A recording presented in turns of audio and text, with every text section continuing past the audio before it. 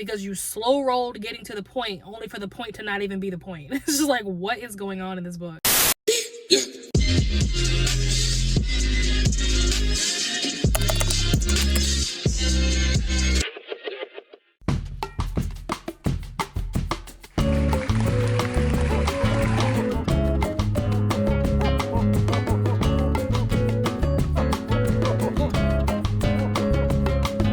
So I'm about 30-something% in, maybe a little bit more, somewhere around there. So far, these two women met at like a restaurant on their birthday. They met in the bathroom, and it turns out they have the same birthday, like same birth year. They were born in the same hospital. And so now the characters are Josie and Alex. Alex is a podcaster, and Josie, she works at like a seamstress place or something like that. But Josie's like weirdly obsessed with Alex. Alex is married, has 2 kids. Josie is also married and allegedly has 2 kids that we've never seen, but we just hear about them. And she's like weird because she keeps stealing things from Alex. Like she'll like take like a magazine out of her trash bin, or like steal a bracelet that she found on like the coffee table. Like she just like is like taking these little like tokens of things that have to do with Alex, which is super creepy. I don't know where that's going. I don't know if she's like building a shrine or what. I don't know what's happening. She's freaky for that.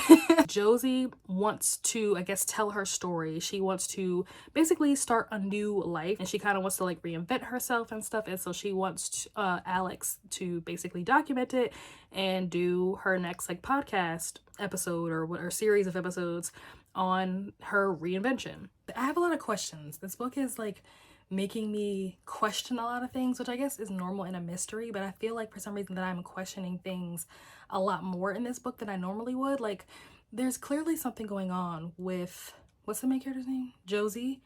And like her kids, you never see them, hear them. You hear about stories of who they like used to be, what kind of person they used to be, the things they used to do. But like her daughter, one of them isn't there anymore. She left home. And then the other one just is in her room all the time, and she never comes out. And they'll like leave food at the door for her, baby food at that, or like pureed food. Like apparently she doesn't eat solid food. So I don't know how old this kid is. I thought that they were like a baby at first. I was like, well, the baby can't feed themselves. But then I think that the kid is maybe like a teenager, maybe. It's kind of unclear. I'm not really following how old these kids are. But like apparently she's a gamer, because they talk about her like playing video games. So she's a gamer who never comes out of her room and only eats baby food, which is strange. And then the other kid left home. So I'm just like, are these kids even real? Like, are they dead? They talk about like there being like a stench coming from the room. I'm like, is she dead? Is she like decaying or something? Like what? I don't understand the situation with the daughters. I'm sure it'll make more sense as I continue to read, but right now I'm very confused. Josie has like this weird obsession with denim, so I'm assuming that we're gonna get an answer to that, because that's strange. And I don't know if the denim thing has anything to do with like the daughter thing. Like I don't know. I don't understand what's happening in this book. Not in a bad way. Well, sort of in a bad way. I feel very lost, and I feel like if I don't get answers soon, I'm going to be very frustrated with this book. But I am intrigued. Like I do want to find out, but it's taking a while, and I'm coming up with more and more questions and not enough answers. It's some weird stuff happening in this book, and I'm not piecing together how all of this works or even where any of this is going. The other main character, Alex, her husband, Nathan, I thought that he was cheating on her. I think maybe he's not cheating, and maybe he's just an alcoholic, which kind of makes sense. Oh, the biggest revelation, how did I forget about this?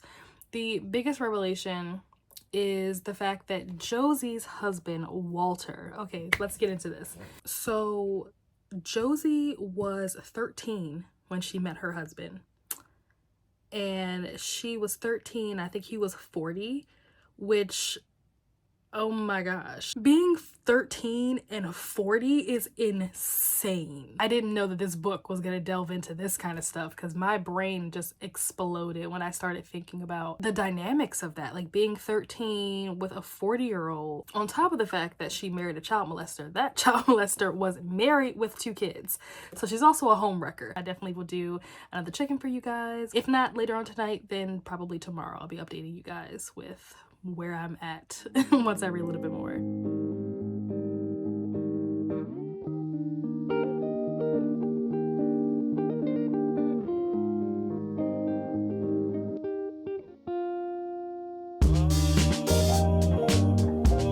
So we are back with another car vlog update.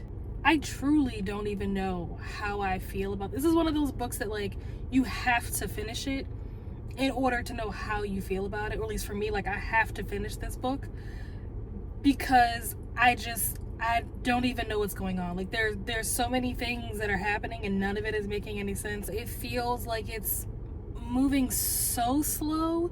I was trying to listen to this on my way home from work and I kept falling asleep on it. I was on the train, I wasn't driving. But I kept falling asleep on it because I feel like I don't even know at this point. I'm probably like, I don't know, 60%, 70%, I don't know, in at this point. And I feel like I still don't know anything. And I just don't like stories like that. I like stories where there's a mystery, obviously, but like as you're going, you're getting little breadcrumbs and you're kind of like putting it together slowly as you go. I feel like with this, it's just been like this long stretch of mystery with no answers. And I'm kind of at the point where I don't care. Like, I don't even care what all of this is amounting to. I don't care what happened to her kids. I don't care. Like, I just don't care.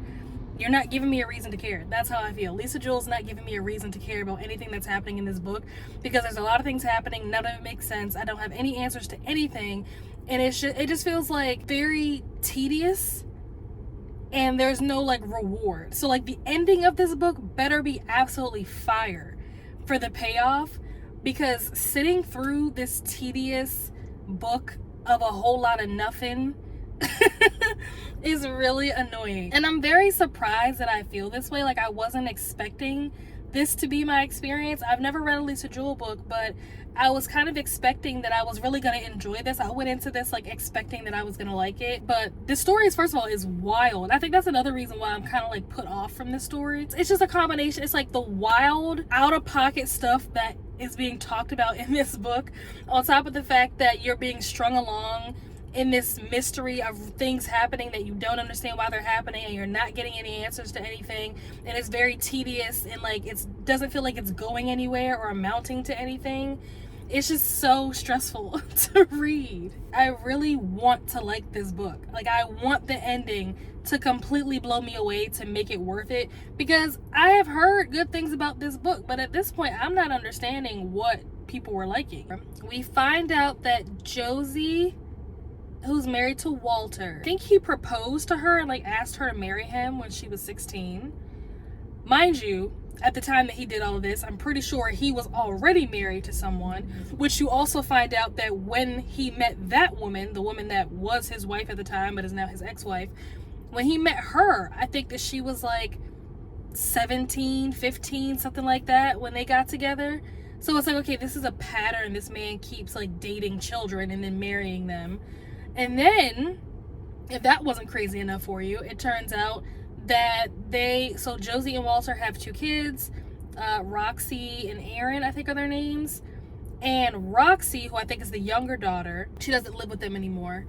But apparently, the reason why she left home was because her dad, you know, the guy who marries children, he was apparently grooming one of her friends. And then she went to school and beat the crap out of her friend, which is wild. And then ran away from home, apparently. And then, if that isn't bad enough to add insult to injury, he then, after the daughter leaves home, the other daughter, who still is at home, he starts abusing her. And Josie just lets it happen.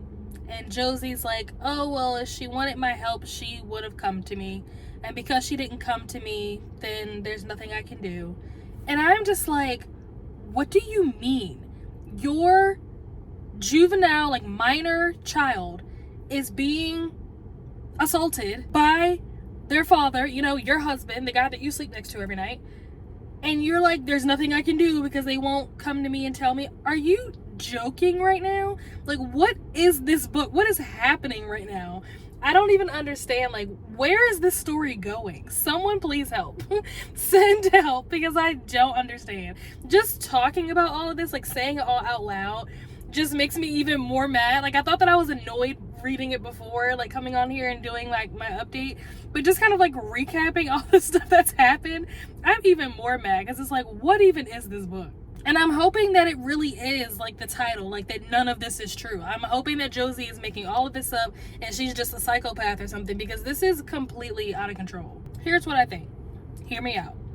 I think a cool ending, cool is a strong word, but it would be an interesting ending, is if, because they are both having like husband issues, if it's kind of like Horrible Bosses, right? Where like they kill each other's husbands and then they run off into the sunset with each other. That's the ending that I'm proposing. Do I think that that's gonna happen? No, but I think that would be awesome if it did. I want to finish this so I can be done with it and move on to something, first of all, lighter, because this is a lot. But yeah, something a little more entertaining, because this is not entertaining. This is stressful. This book is stressful. I'm not having a good time. I'm like bored but also slightly intrigued, and I just want to get to the end of this and be done with it. I will be back once I have finished this book.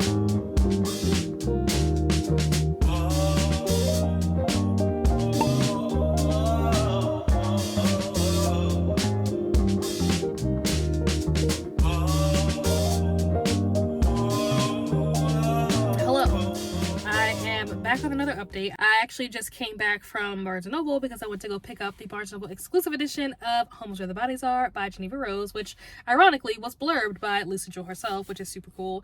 But yeah, this special edition is super cool because it looks like a VHS, like in the VHS sleeve. Love it. But we're here to talk about Lisa and her book. So I finished None of This Is True. Funny enough, me and Rainey were talking about this yesterday on Sprints, and I feel like she summed it up really well. And I agree with everything that she said. I completely understood where she was coming from. And she said that she gave it 4 stars. But she said the more she thought about it after reading it, the more she was kind of like, what was the point of this book? And was kind of tempted to like lower the score to like a 2-star. Which I completely understand, because I kind of feel the same way. The way the ending played out, because you get like all these people coming forward being like everything that Josie told you was not true, but it was just a lot of back and forth where by the end of it you don't really know who did what or why. I do think that this book was pretty slow. Like there's a lot of stuff in the middle where it's very just like mundane, monotonous, boring things that you're being told, and for the ending to be basically people saying that all the stuff that you just read wasn't even true was kind of like, I feel like I wasted my time reading all these boring things for them to not even be true in the first place. The audiobook for this story is fantastic. It's done really, really well. Kind of like if you've ever listened to the audiobook for like A Good Girl's Guide to Murder, it was very like kind of like along those lines, where there's a lot of like sound effects and music, and like it was just the production quality of the audiobook is fantastic. And I think that if I had read this book with my eyeballs, it's possible that I may have even DNF'd this book if I didn't have the audio. I think that's really what's saving it. I think I enjoyed the story because I enjoyed the quality and all the little extra features that you get listening to it on audio. I think that for someone who maybe doesn't read a lot of mysteries, doesn't read a lot of thrillers, they probably would read this. Like if this is your first book reading like a thriller or mystery or whatever, then you probably would really enjoy this and rate it super high. But for me personally, like the more I talk about it, the more I realize that there's quite a few things about this book that I actually didn't like. But enough about that book. We are now going to move on to Only When It's Us by Chloe Lace. I'm not really sure how you say the author's last name. My understanding is that this is some kind of rom-com, obviously, but I think it's like maybe Reverse Grumpy Sunshine, Enemies to Lovers, something along those lines. I don't really know a whole lot about it. I've never read anything about this author. The cover looked like it had something, like it might be even like a sports romance. That's about as much as I know about this book, and I will obviously update you guys as I read some more. So I'm going to head home and start this book. We are back with another car vlog update. We are here to do the first update for Only When It's Us, and I can honestly say that when I first started this book, like the first chapter, maybe even second chapter, I was like, I am going to hate this. I immediately was like, no. When you first meet the female lead character, whose name I think is Olivia, she is very, like, just dramatic, very over the top. Like, it starts off with her being just, like, really angry, and I'm just like, girl, relax. Like, we're on page 3. Like, calm down. And she's just, like, very over the top. She very much reminds me of the main character from Love Theoretically by Allie Hazelwood. And I've talked about in the live discussion for that book how much I didn't like that character because she was very over the top and dramatic and, like, cartoonish. And I felt the same way like when I started this book. I'm just like, this character is like just doing the most for no reason. So I just wasn't feeling her. I was instantly like, oh, this is what this book is going to be. I'm not going to like it. But then we meet the male main character, and he's fantastic because he is deaf/hard of hearing. I think he's like deaf in one ear and then can kind of hear sort of a little bit out of the other ear. And the person that recommended me this book absolutely knew what they were doing. They used the cheat code because they must have known somehow that I am obsessed with the deaf community. I'm obsessed with ASL. Like, I love it so much. So the fact that they recommended me this book, they knew what they were doing. And if you've watched Switched at Birth, the male main character reminds me so much of this guy. Not like his physical description, but like his personality, his behavior, the way that he acts, the way that he's perceived. And I loved his character arc. I thought that his character arc in the show was so good. And so the fact that this character in this book reminds me of him, living for it, loving it. But yeah, I was so excited, and I really like the representation that we're getting. I really like the perspective that we're getting from this male main character. One thing that I'm not liking as much is the fact that these characters just feel, mainly the girl, the guy sometimes, but definitely the girl, they just act a little too childish for me. They act a little too immature in my opinion. I think that like there's literally a scene where like he puts a whoopee cushion on her chair, and I'm like, y'all are in college. I can't say that when I was in college, myself or any of my friends or any of my peers were walking around putting whoopee cushions on people's chairs. Like, grow up, okay. I also don't like the fact that the author is like putting together like these very forced scenes just to push along her tropes. There's a scene where they're like working on a project together at his house, and it's late, and he's like, hey, like it's late, like let me walk you home. Now mind you, if he's gonna walk her home, that means she can't live but so far, otherwise he would have been like, hey, like let me call you an Uber. So the fact that he's willing to walk her home, she must live like pretty close by. And she's like, oh no, I'm so tired, like I can't go home, I'm just gonna sleep here, I'm just gonna take a nap here, and then I'll go home in the morning. No, she talks all the time about how much she doesn't like him, about all the reasons why she doesn't like him, like just all these things about how she doesn't like him. So it was very strange to me that she like volunteered to sleep at his house when she doesn't like him, and she could have just walked home. And it's stuff like that where it's like the author just is forcing these situations. Like the author just wanted a reason for her to sleep at his house. The author just wanted a reason for her to sleep in his bed. Like it just felt very forced, like very inorganic, and I didn't like that. And there are other kind of moments in the book that are like that where it's like, oh, the author is literally just doing this so that she can have a reason for them to be like together. And it doesn't feel natural, it doesn't feel organic. So yeah, I don't know. At this point, granted, I'm only like 30-something% in. So hopefully it gets better. I honestly can say that if there wasn't like the deaf representation in this book, I probably would not continue reading this, because I'm not really enjoying the way that it's written. I'm not really enjoying the character development. I'm not really enjoying how immature these characters are, granted how old they're supposed to be. But the deaf representation I do feel like is decently done. There are some elements of that I'm not crazy about either, but overall I like the fact that we are getting, like I said, some good perspective from the male main character who is part of that community. I think there's a lot of good commentary there that we're getting, and I'm enjoying that. I'm curious to see where it's going to go from here. So yeah, that's the update so far. We'll see if my feelings change between now and the next update. I'll probably update again maybe once I get to like 60% or something like that, a little over halfway. I'll do a check-in, and then I'll probably do the last check-in like after I finished it. So yeah, we'll see.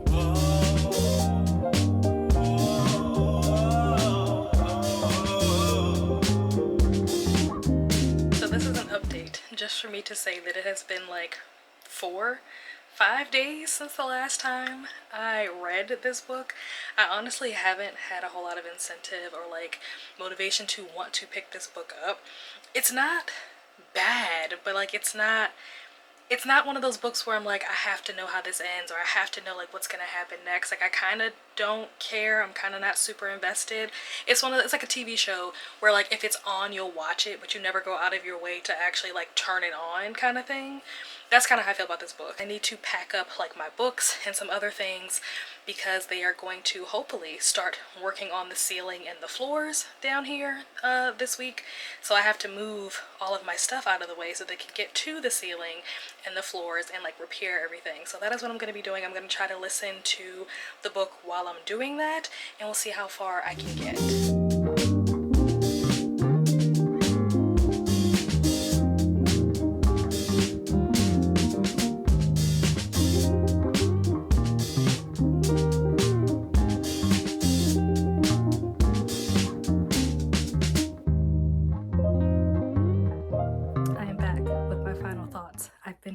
the book. So it was fine, right? It was fine. There were moments that were good. There were moments that I absolutely hated. And hopefully I captured some of that throughout this vlog.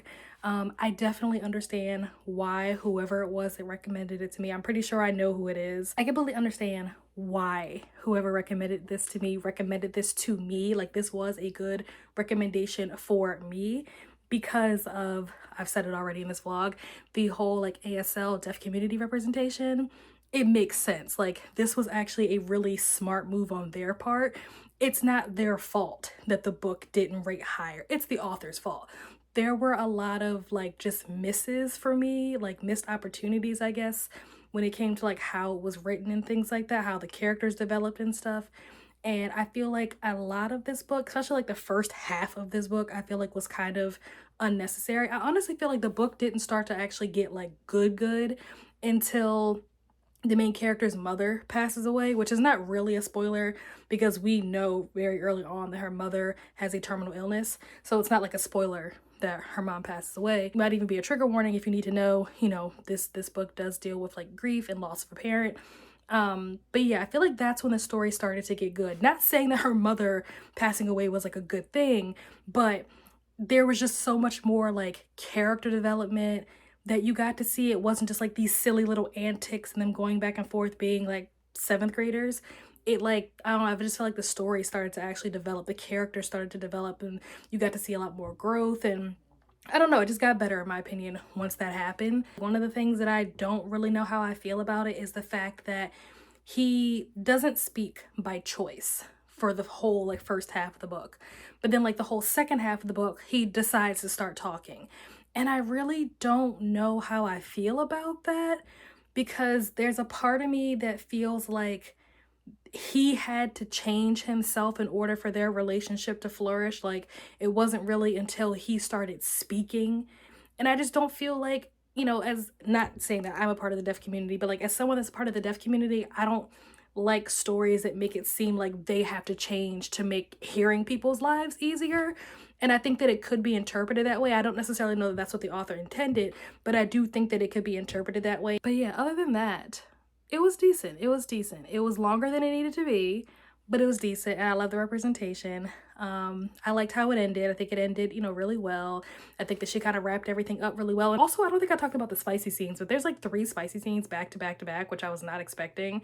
I was like, oh my gosh, you guys need to take a break. Like, take a breather, drink some water. I'm learning that I think I prefer closed door over open door. I will still read books with open door, but it's not my preference. Hello, editing me here from the future, or I guess at this point present, here to do another outro for you. So if you guys remember last week, I said that I was all mixed up about which books went with which booktubers. I confused myself and forgot which books went with what. So when I originally did these outros, I did them for the wrong like book pairings. So you get me doing them now. So you guys saw the first 2 weeks, and obviously you made it to the end of this video, so you already know which books went with what. So we are here to do the final ratings for Only When It's Us and None of This Is True. And this was probably the hardest pairing to rate, honestly. So for Only When It's Us, I locked in a 3.5 on Storygraph. And I'm pretty sure that Danny wants us to round to the nearest whole star. So if I have to round to the nearest whole star, this was tough. Because when you have a quarter star, it's pretty easy to know what direction you're going to round. But when you're right in the middle, it's harder to decide if you want to round up or down. But what I did for this one was I compared it to the other books that I've rated 4 stars, and I compared it to the other books that I rated 3 stars. And I feel like it was better than the other books that I rated 3 stars. My 4-star books are books that I would reread. I don't feel like this is a book that I would reread. So for that reason, I am going to go with a 3-star for this book for the sake of this competition, since we have to round to the nearest whole star. And then for None of This Is True, this one was even harder. I locked in a 2.5 for this on Storygraph. But I had a really difficult time deciding whether or not, again, to round up or down. So for this one, what I basically did was for a number of reasons. Number one, I looked at the footage when I was editing this and like just watching my experience back. I don't feel like I had the same experience reading these 2 books, and I feel like you guys can see from the vlog that you just watched that my experience is very different for these 2. I feel like because my experience was so different, I can't give them both 3s. And I feel like with Only When It's Us, I was kind of annoyed, kind of bored, but then things ended up like picking up and getting better by the end. And I don't feel like that was the case with None of This Is True. I feel like by the end, throughout the book and even by the end, I was pretty annoyed, pretty frustrated and angry and stressed out and just was not having a great time. But for those reasons, I am going to have to give None of This Is True a 2-star since we have to round to the nearest whole star. So those are my final ratings for those 2 books. So with that, you have made it to the end of the Battle of the Booktubers round 1. All of the videos are out at this point. If you have not seen them, definitely go check them out. The playlist will be linked down below in the description. Let me know down below if you guys think you know who recommended which books. And I hope to see you guys at the live show, which will be on June 29th, so you don't want to miss that. But yeah, with that being said, make sure you like, comment, share, subscribe, and I will see you guys somewhere else on the internet. Bye.